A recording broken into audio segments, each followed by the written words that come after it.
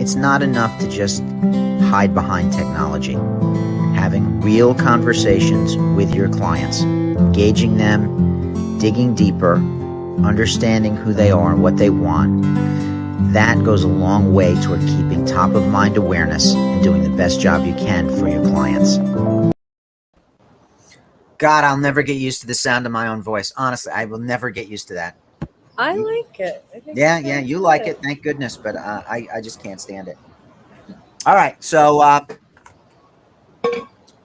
interesting sort of set of developments lately, right? The government is starting to try and do something besides manipulate interest rates to help housing, help the housing market.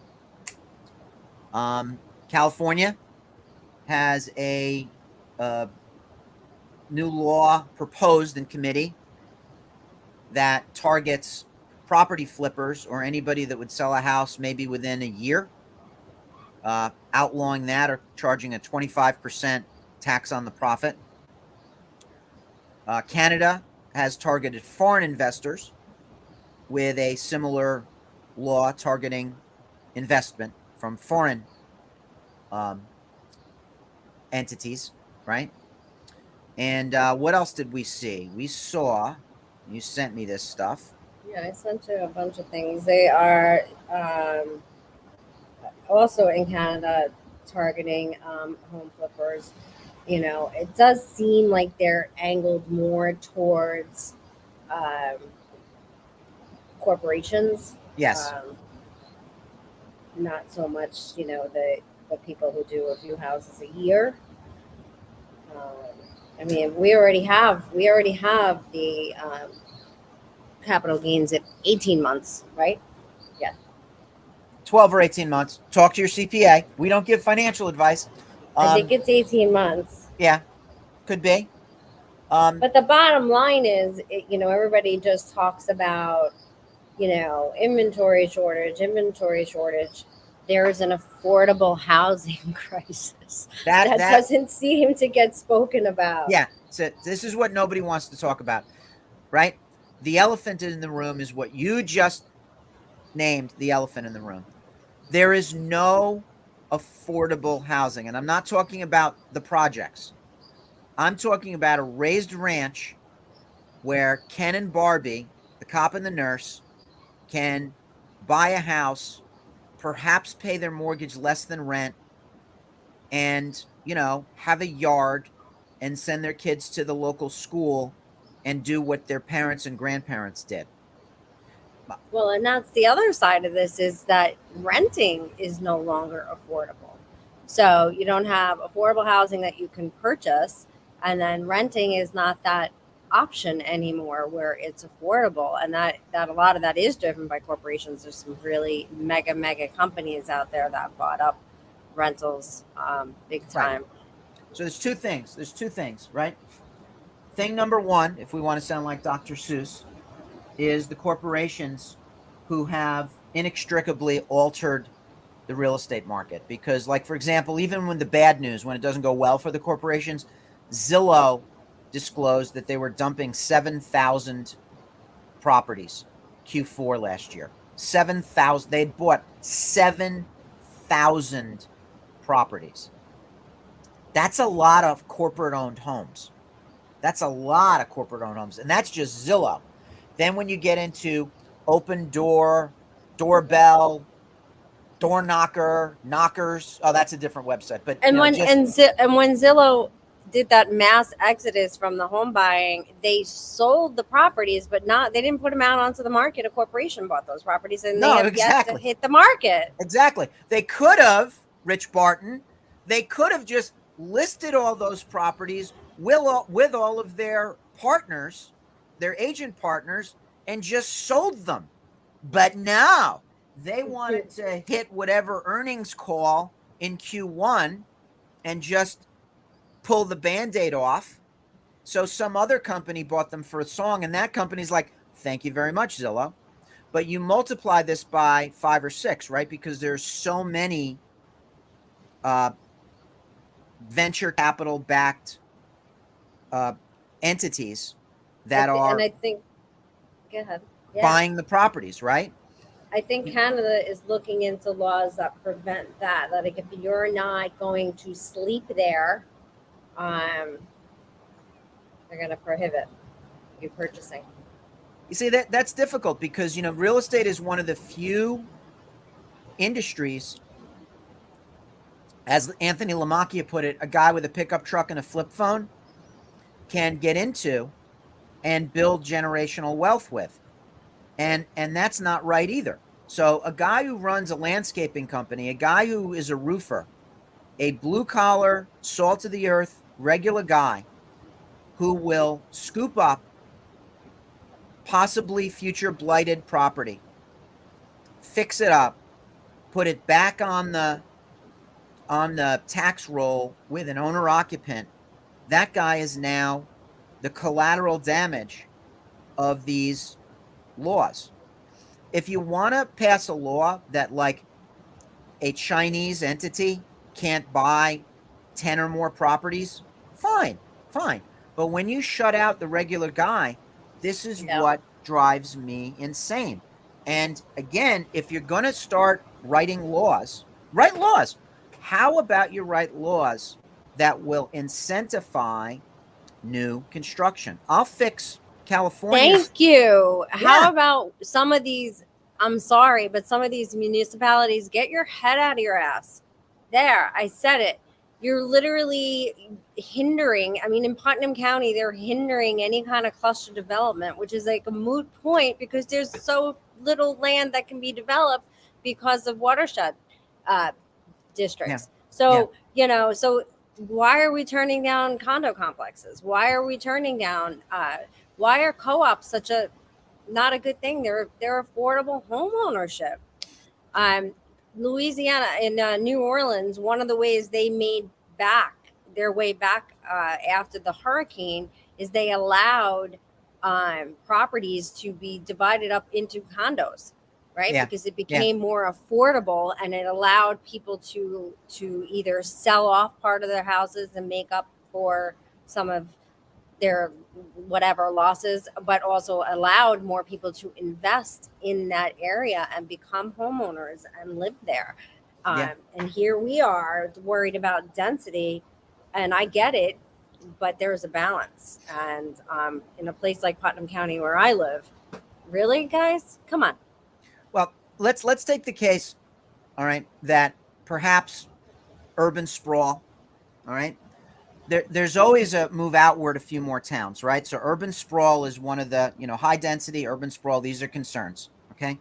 But this scattering of, for example, the people that I graduated high school all across the country because New York is no longer affordable.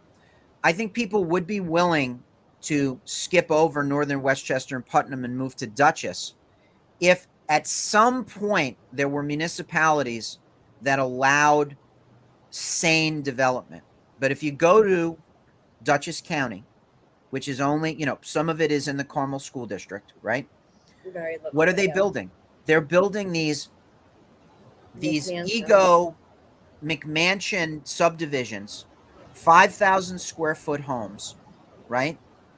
Why can't you build townhouses? Why can't you build or 1,500 square foot ranch with a basement that you can put in recreation space in, and or I hate basements, so maybe not the basement, but with a 2-car garage with some space above the garage. I mean, there's all kinds of options. I don't even know anybody that really wants these big houses anymore unless they're living with extended family. People have simplified. Levittown, okay? They did not build all the New York suburbs with McMansions. They built 3-bedroom, 1.5 bath ranches and Cape Cods with attics that you could finish off, basements that you could finish off, raised ranches. We lost our soul sometime in the 90s where anything under 2,500 square feet stopped being a viable option. And perhaps, you know, the cost of land made it a necessity. But this is where government assistance. This is where laws need to be changed. If your zoning only allows 5,000 square foot houses on 2-acre lots, you're the problem. It's not the developers that you're demonizing. You're the problem. And I've said this to you before on prior broadcasts. I'll say it again. I remember being in the home of a guy who was a Yorktown town trustee. And he looked at me with a straight face and he said, "Do you know that downtown Mohegan Lake has the same population density as Cincinnati, Ohio?" And I remember looking at him thinking, is that supposed to be some sort of emphatic point? Like, do you think of Cincinnati when you think of like urban anything? Like, I think of Johnny Bench. I think of a city. I think of the radio show. Yeah, I think of Turkeys Can't Fly. And thank God for spell check, because I can't spell Cincinnati. Thank God Cincinnati's not in Massachusetts, because I would never be able to spell that. I need spell check to spell Cincinnati and Massachusetts. But, you know, so what that the population density is the same as that city, Cincinnati? So you didn't what? learn M-A, hunchback. I think I got the wrong state. Yeah, you don't even. Yeah, I it's very difficult. It's very difficult. Cincinnati, you know, thank God Massachusetts got towns like, you know, Revere and Walpole and Newton. I mean, I can spell these towns, right? But, you know, if I didn't live in Ossining, right? So they're anti-development. They will not change the laws to allow townhomes, affordable properties. Ossining had a whole bunch of, it's like God cast a bunch of condo seeds in the 80s, and there's all these developments in the town of Ossining that are townhome style condos. Great stuff. There's affordable style housing, but you can't get in because no one's selling. No one's selling. Why? Where are they going to go? Where are they going to go? There's no place for them to go. There's no place for them to downsize to, and there's no place for them to move up to, because to move up, you're going to have to buy $1 million place. And the surrounding municipalities, Newcastle, Cortland Manor, Mount Pleasant, are not building higher density middle class housing. I'm not talking about public housing projects. I'm not talking about, you know, drug dealers on your corners. I'm talking about a place that our children would live in when they graduate college, or when they, you know, find their career of choice, maybe with or without college, that they could settle down and not have to live in our basement. We I guess millennials are grown now. What's the next age under millennials? Gen Z, Olivia's generation. We criticize them for many of them still being home. How can they afford to leave home? Yeah, where are they going to go? Where are they going to go?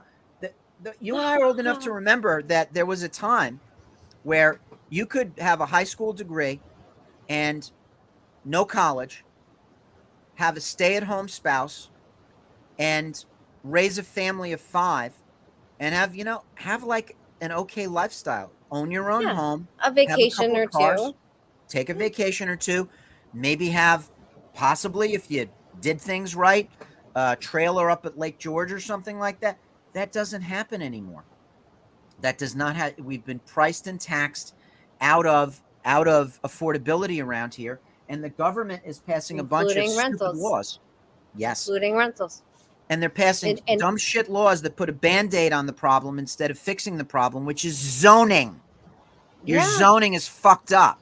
Yeah, like it's okay to have accessory apartments. It's okay to allow 2 families. It's okay to have 3 family, 4 families. It does not ruin a neighborhood. You know, as long as it's done within the boundaries of the neighborhood. You know, if there's parking, whatever, but they're not helping their cause, because the first thing they do when they build new housing, and I see this in Ossining, is every time they build what's considered more affordable housing or rentals, people are screaming about, well, the schools are getting overcrowded. And that is because the surrounding municipalities are not doing their share also, right? So if you're this little island in the middle of Westchester suburbia that is doing right by affordable housing, but the surrounding areas aren't going to respond in kind, then what you're going to have is you're going to be where all the people go. You're going to be where all the people cling to, and the surrounding places are going to be looked at as shielded from urban sprawl and unnecessarily high population density. And that's just wrong. Everybody's got to do their fair share. So what does Chappaqua do? Chappaqua shoehorns like, a few units right next to the train tracks, right? I don't know whatever became of those, right? But it's not enough. It's not enough. There's old like parks. There's old camps. They could be 55 and over housing. They are causing encumbrances to sensible development to keep this idyllic subdivision thing going. It's killing the tax base.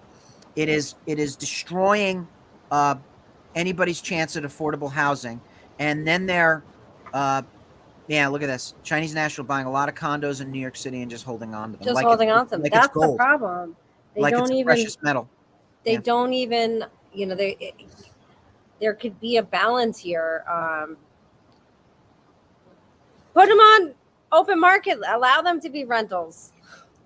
Well, yeah, they're not gonna allow that. And then there's a whole other Pandora's boxes. If 50% of them become rentals, then you can't get conventional financing. But there's this grand conspiracy, and it's not conscious, but it's just the end result, where the zoning laws and the banking laws all end up conspiring to create an unsustainable situation for affordable housing. All right. Yeah. And that is a significant problem. So New York City solved it by, if you can't build out, you build up. We have to build more dense housing, but affordable housing, common areas. Who's the guy that we went to the happy hour in Somers? He built all of those townhomes. What a brilliant move. What a brilliant move. He put in those row homes with green area and ample parking, lots of amenities. I think the place we looked at was a 3-bedroom, could have been a 4-bedroom if you used the downstairs den or whatever. When the bubble bursts, it will make homes more affordable, or will they remain out of reach? I think it'll be a little bit of both. I think what's going to happen is there's a lot of vulture funds waiting for the next crash that will buy up the homes that are in the crater, and they'll hold on to them the way the Chinese are holding on to the New York City condos, and then they will attempt to flip them. Some things will be more affordable, but you need help. Back in 2008, 2009, I was still working with buyers, had an FHA buyer, and he kept getting outbid. Even in the dead market, he kept getting outbid on the affordable homes by cash investors. He was going FHA, and the bank who was selling the home would rather deal with a cash buyer than someone who was using a mortgage, their product. They wanted someone who was using cash, not something they sell, instead of a mortgage. That was part of the problem. So what's the Fannie Mae program? Where the first 2 weeks it's only for owner occupants. Home something. I forgot what it's called. But it's such a great idea. Home Path. FHA, HUD and FHA do a similar thing.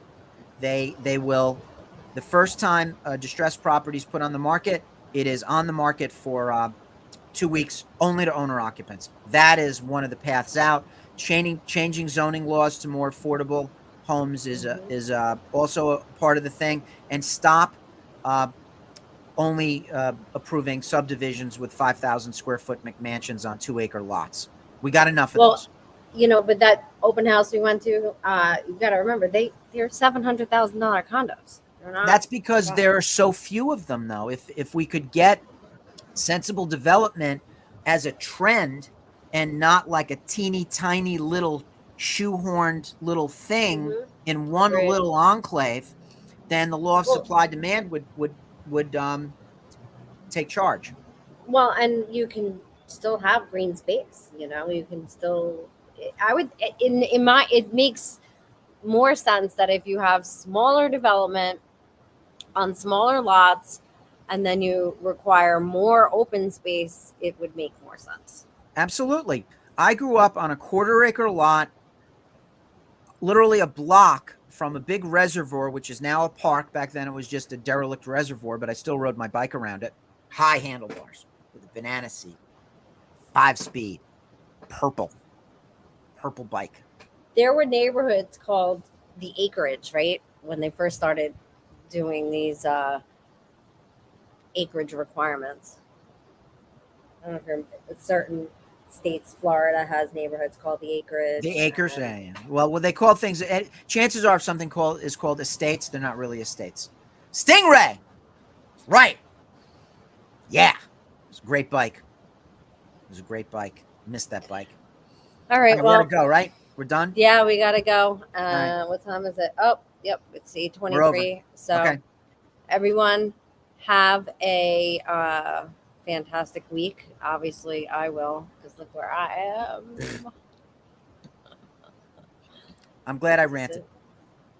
I feel better now. Got it all off my chest. Good. It's not enough to just hide behind technology.